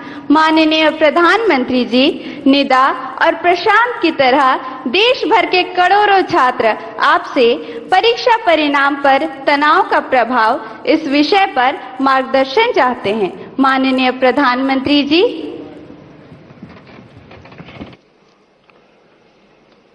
देखिए, परीक्षा के जो परिणाम आते हैं उसके बाद जो तनाव है उसका मूल कारण, एक तो हमने परीक्षा देकर के जब घर आए तो घर के लोगों को ऐसे पाठ पढ़ाए कि मेरा तो शानदार पेपर गया है, मेरा तो बिल्कुल 90 तो पक्का है और बहुत अच्छा करके आया हूं। तो घर के लोगों का एक मन बन जाता है और हमको भी लगता है कि वो गाली खानी ही है तो महीने भर के बाद खाएंगे, अभी तो बता दो उनको। और उसका परिणाम ये आता है कि वैकेशन का जो टाइम होता है, परिवार ने मान लिया होता है कि तुम सच बोल रहे हो और तुम अच्छा रिजल्ट लाने ही वाले हो, ऐसा मान लेते हैं। वो अपने दोस्तों को बताना शुरू कर देते हैं, नहीं इस बार तो बहुत अच्छा किया उसने और बहुत मेहनत करता था, अरे कभी खेलने नहीं जाता था, कभी रिश्तेदार के यहाँ शादी, वो अपना जोड़ते रहते हैं। जैसा मेरा बड़ा और एग्जाम का रिजल्ट आने तक तो उन्होंने ऐसा माहौल बना दिया होता है कि बस ये तो फर्स्ट सेकंड के पीछे रहेगा ही नहीं। और जब रिजल्ट आता है 40-45 मार्क, फिर तूफान खड़ा हो जाता है। और इसलिए पहली बात है कि हम सच्चाई से मुकाबला करने की आदत छोड़नी नहीं चाहिए। हम कितने दिन तक झूठ के सहारे जी सकते हैं? स्वीकार करना चाहिए, हाँ मैं आज गया लेकिन मैं एग्जाम ठीक से नहीं गई मेरी, मैंने कोशिश की थी, अच्छा नहीं हुआ। अगर पहले से ही आप कह देंगे और मान लीजिए 5 मार्क ज्यादा आ गए तो आपने देखा होगा घर में तनाव नहीं होगा। वो कहेंगे अरे तू तो कहता था बहुत खराब गया, तुम तो अच्छे मार्क लेके आए हो। स्टैंडर्ड जो मानदंड है ना वो सेट हो जाता है, उससे अच्छा दिखता है। इसलिए आपको दूसरा है तनाव का कारण, आपके दिमाग में आपके दोस्त भरे रहते हैं। वो ऐसा करता है तो मैं ऐसा करूंगा, वो ऐसा करता है तो मैं ऐसा करूंगा। क्लास में कोई बहुत ही होनहार बच्चा होता है, हम भी होनहार होते हैं, 19-20 का फर्क होता है। दिन रात हम उस कंपटीशन के भाव में जीते हैं। तनाव का ये भी एक कारण होता है। हम अपने लिए जिए, अपने में जिए, अपनों से सीखते हुए जिए। सीखना सबसे चाहिए, लेकिन अपने भीतर के सामर्थ्य पर बल देना चाहिए। अगर ये हम करते हैं तो तनाव से मुक्ति की संभावनाएं बढ़ जाती है। दूसरा, जीवन की तरफ हमारी सोच क्या है। जिस दिन हम मानते हैं कि ये एग्जाम गई मतलब जिंदगी गई, फिर तो तनाव शुरू होना ही होना है। जीवन किसी एक स्टेशन पर रुकता नहीं है जी। अगर एक स्टेशन छूट गया तो दूसरी ट्रेन आएगी, दूसरे बड़े स्टेशन पे ले जाएगी। अब चिंता मत कीजिए।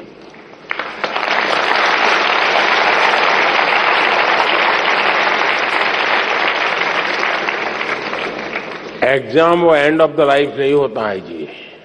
ठीक है, हमारी अपनी कसौटी होनी चाहिए, हम अपने आप को कसते रहें, अपने आप को सजते रहें, ये हमारी कोशिश होनी चाहिए। लेकिन हमें इस तनाव से मुक्ति का मन में संकल्प कर लेना चाहिए।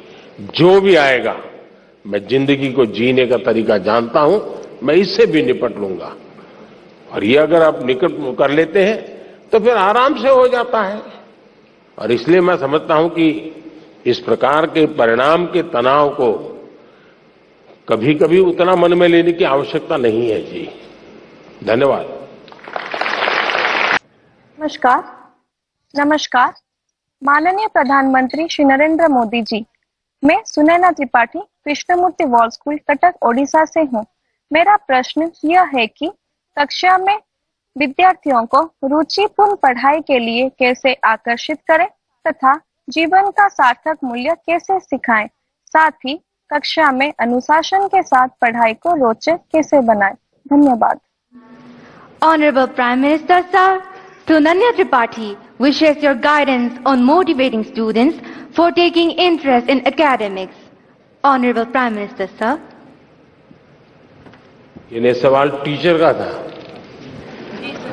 हाँ, सही था ना।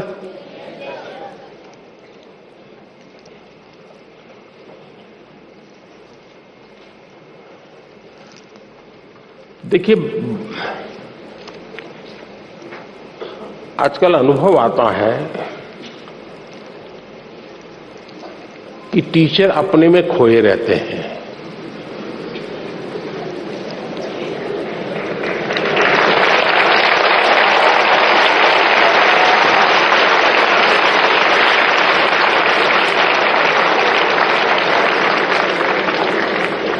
अभी तो मेरे आधा वाक्य बोला, आपने पकड़ लिया।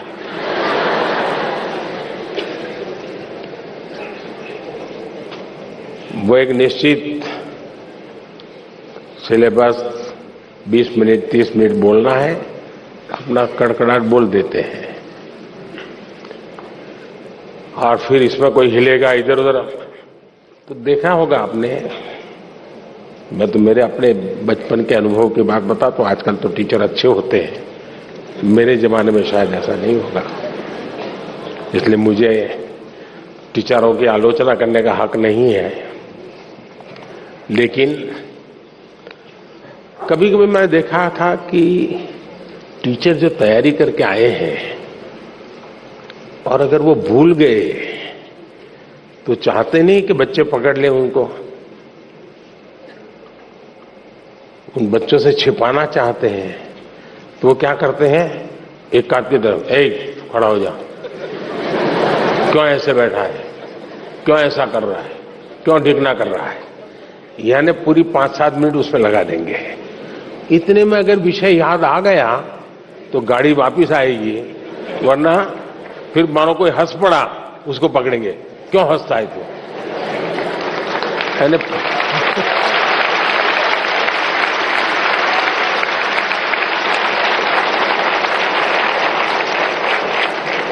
अच्छा आज भी ऐसा ही होता है।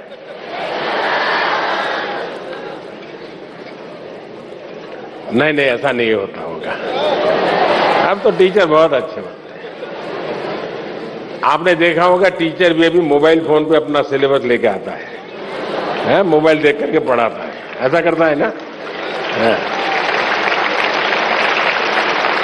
और कभी उंगली इधर उधर दब गई तो वो हाथ से निकल जाता है, वो खोदता रहता है,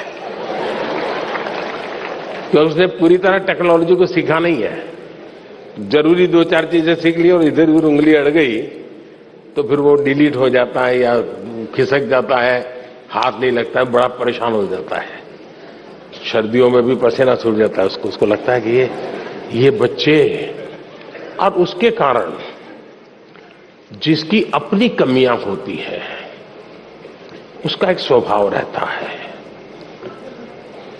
दूसरों पर एक्स्ट्रा रौब जमाना, ताकि अपनी कमियां बाहर ना आए। मैं समझता हूं हमारे शिक्षक मित्रों ने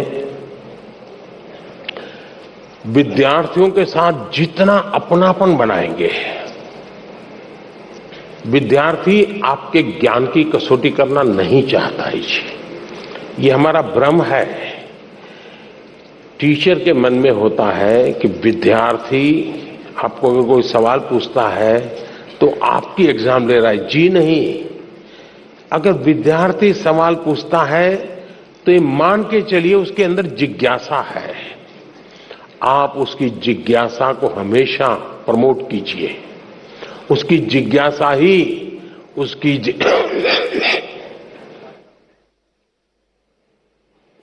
जिज्ञासा ही उसकी जिंदगी की बहुत बड़ी अमानत है। किसी भी जिज्ञासु को चुप मत कीजिए, उसको टोक मत दीजिए, उसको सुनिए, आराम से सुनिए। अगर जवाब नहीं आता है तो आप उसको कहिए, देख बेटे तूने बहुत अच्छी बात कही है और मैं तुम्हें जल्दबाजी में जवाब दूंगा तो अन्याय होगा। ऐसा करो, हम कल बैठते हैं, तुम मेरी चैम्बर में आ जाना, हम बातें करेंगे और मैं भी तुमको समझने की प्रयास करूंगा ये विचार तुम्हें कहां से आया, और मैं भी कोशिश करूंगा इन बिटवीन मैं घर जाकर के स्टडी करूंगा, जरा गूगल पे जाऊंगा, इधर उधर जाऊंगा, पूछ लूंगा और फिर मैं तैयार होकर के आऊंगा।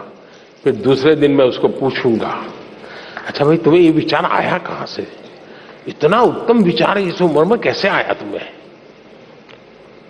उसको पुचकारते हो, फिर कहिए देख सचमुच में ऐसा नहीं है, रियलिटी ये है। वो तुरंत स्वीकार कर लेगा। और आज भी स्टूडेंट्स अपने टीचर की कही हुई बात को बहुत मूल्यवान समझता है। अगर एकाध गलत बात बता दी तो उसकी जिंदगी में वो रजिस्टर हो जाती है।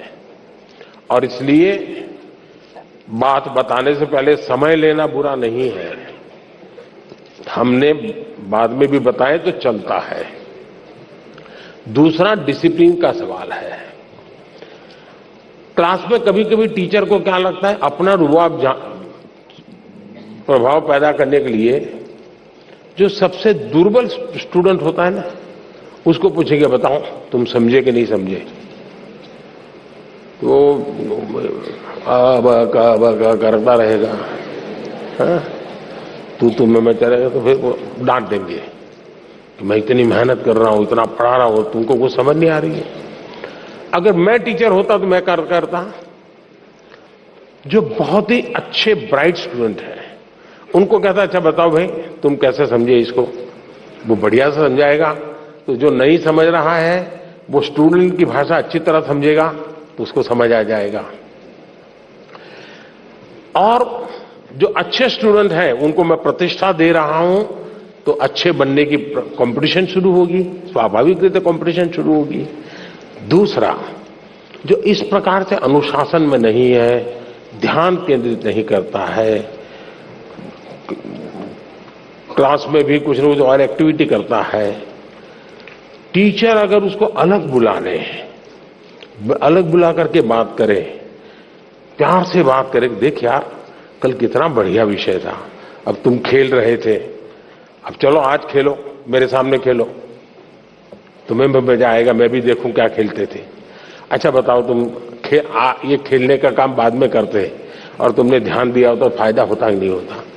उससे अगर संवाद करते तो उसको एक अपनापन महसूस होता, वो कभी इनडिसिप्लिन नहीं करता जी। लेकिन उसके ईगो को अपने अगर हर्ट किया तो फिर दिमाग फटकेगा। कुछ लोग चतुराई भी करते हैं, चतुराई भी कभी कभी काम आती है। जो सबसे शरारती लड़का होता है उसी को मॉनिटर बना देते हैं, बनाते हैं ना, वो मॉनिटर बन जाता है। तो फिर उसको भी लगता है यार मुझे तो थोड़ा ठीक से व्यवहार करना पड़ेगा, तो वो फिर खुद को अपने आप को जरा ठीक करता है और सबको ठीक रखने के लिए अपने आप को एडजस्ट करता है, अपनी बुराइयों को कंट्रोल करने की कोशिश करता है, शिक्षक को प्रिय होने का प्रयास करता है, और अल्टीमेटली परिणाम ये आता है उसकी जिंदगी बदल जाती है और उसके माध्यम से क्लासरूम का एनवायरनमेंट भी सुधर जाता है। तो अनेक तरीके हो सकते हैं, लेकिन मैं मानता हूं कि हमें डंडा लेकर के डिसिप्लिन वाले रास्ते नहीं चुनने चाहिए, हमें अपनापन का ही रास्ता चुनना चाहिए। अपना रास्ता चुनेंगे तभी लाभ होगा। बहुत बहुत धन्यवाद। माननीय प्रधानमंत्री जी, इतनी सरलता एवं गहराई से जीवन मूल्यों की प्रेरणा पर आपका कोटि कोटि धन्यवाद। माननीय प्रधानमंत्री जी, परीक्षा पर चर्चा 2023 के अंतिम प्रश्न के लिए मैं आमंत्रित कर रही हूं दिल्ली से श्रीमती सुमन मिश्रा, जो कि एक अभिभावक है। वे सभागार में उपस्थित है और आपसे अपनी जिज्ञासा का समाधान चाहती हैं। मैम, कृपया अपना प्रश्न पूछिए। Good morning, Honorable Prime Minister. Myself, Suman Mishra. Sir, I seek your advice on how should a student behave in a society. Thank you, sir. धन्यवाद मैम। माननीय प्रधानमंत्री जी। स्टूडेंट सोसाइटी में कैसे बिहेव करे, यही पूछना है ना आपको। मैं समझता हूं कि इसको थोड़ा अलग दायरे में रखना चाहिए। हम किस सोसाइटी की बात करते हैं? जो हमारा सर्कल है वो, जिनके बीच हम बैठते उठते हैं, कभी अच्छी बुरी बातों में टाइम बिताते हैं, टेलीफोन पर घंटे बिता देते हैं। अगर उस लिमिटेड वर्तुल की बात करते हैं तो आप बच्चे को जैसा कहोगे वैसा, भाई यहां जूते पहन करके आओ, यहां जूते निकालो, यहां इस ढंग से व्यवहार करो, यहां उस ढंग से करो, ऐसा आप कह सकते हैं। लेकिन हकीकत यह है कि उसको एक घर के दायरे में बंद नहीं रखना है। उसको समाज में जितना व्यापक उसका विस्तार होने देना चाहिए। मैंने तो कभी कहा था, शायद परीक्षा पे चर्चा पे ही कहा, कहीं और कहा मुझे याद नहीं है। मैंने कहा था कि 10वीं 12वीं की एग्जाम के बाद कभी बच्चे को पहले अपने स्टेट में उसको कहोगे, लो ये पैसे तुम्हें इतना देते हूं और 5 दिन के लिए तुम इतनी जगह पे घूम करके वापस आओ, और वहां के फोटो, वहां का वर्णन सब लिख करके ले आओ, फेंको उसको हिम्मत के साथ। आप देखिए वो बच्चा बहुत कुछ सीख करके आएगा, जीवन को जान करके, उसमें विश्वास बढ़ेगा। फिर वो आपको ये नहीं चिल्लाएगा। और 12वीं का है तो उसको कहो तुम राज्य के बाहर जाकर के हो आओ, देखिए ये इतने पैसे हैं, ट्रेन में जाना है, विदाउट रिजर्वेशन जाना है, सामान इतना होगा, ये तुझे खाना दे दिया है, जाओ इतनी चीजें देख करके आओ और आकर के सबको समझाओ। आपने सचमुच में अपने बच्चों का ट्रायल लेते रहना चाहिए। उनको समाज के भिन्न भिन्न वर्गों में जाने के लिए प्रेरित करना चाहिए। उसको कभी पूछना चाहिए कि भाई तुम्हारी स्कूल में इस बच्चे ने इस बार कबड्डी में अच्छा खेला था, तुम उसको मिले क्या? जाओ उसके घर जाके मिल के आ जाओ। फलाने बच्चे ने विज्ञान मेले में अच्छा काम किया था, तुम जाकर के मिल के आए क्या? अरे जाओ जरा मिल करके आओ। उसको उसका विस्तार करने का उसको आपको अवसर देना चाहिए। उसको आप ऐसा करना चाहिए, वैसा करना चाहिए, ये करना चाहिए, वो नहीं करना चाहिए, कृपा करके उसको बंधनों में मत बांधिए।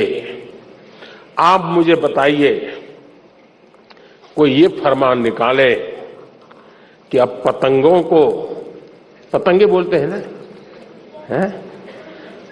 पतंगों को यूनिफॉर्म पहनाएंगे तो क्या होगा? क्या होगा? कोई लॉजिक है क्या?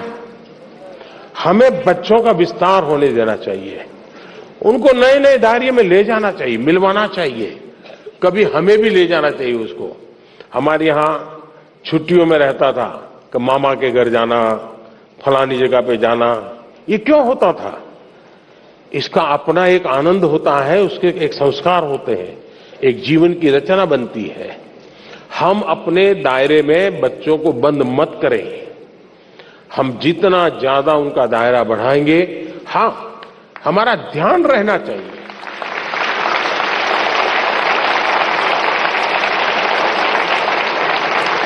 हमारा ध्यान रहना चाहिए कि उसकी आदतें कहीं खराब तो नहीं हो रही है, कमरे में खोया हुआ तो नहीं रहता है, उदासीन तो नहीं रहता है। पहले भोजन पे बैठता था तो कितनी हंसी मजाक करता था, आजकल हंसी मजाक बंद कर दी, क्या प्रॉब्लम है? माँ बाप को तुरंत स्पार्क होना चाहिए। ये तब होता है जब बच्चों को वो एक अमानत के रूप में ईश्वर ने उसको एक अमानत दी है, इस अमानत का संरक्षण संवर्धन उसका दायित्व है। ये भाव अगर होता है तो परिणाम अच्छे आते हैं। ये भाव अगर होता है मेरा बेटा है, मैं कहूंगा वही करेगा, मैं ऐसा था इसलिए तुझे ऐसा बनना है, मेरी जिंदगी में ऐसा था तेरी जिंदगी में ऐसा होगा, तो फिर बात बिगड़ जाती है। और इसलिए आवश्यकता यही है कि खुलेपन से हमें समाज के विस्तार की तरफ उसको ले जाने का प्रयास करना चाहिए, उसको जीवन की भिन्न भिन्न चीजों में जुड़ने के लिए प्रेरित करना चाहिए। मैं तो कभी कहूंगा कि मान लीजिए आपके यहाँ वो सांप छछूंदर वाले लोग आते हैं, कभी बच्चों को कहो भाई तुम जाओ इसके साथ बात करो, वो कहाँ का रहने वाला है, कहाँ से निकला, इस धंधे में कैसे आ गया, क्यों सीखा, चलो मुझे समझाओ, वो उसको पूछ करके आओ, उसकी संवेदनाएं जग जाएगी जी, वो क्यों ये काम कर रहा है, जानना सीखना सहज बन जाएगा। कोशिश करनी चाहिए कि आपके बच्चों का विस्तार ज्यादा हो, वो बंधनों में न बन जाए, उसको खुला आसमान दीजिए, आप उसको अवसर दीजिए, वो समाज में ताकत बन के उभरेगा। बहुत बहुत धन्यवाद।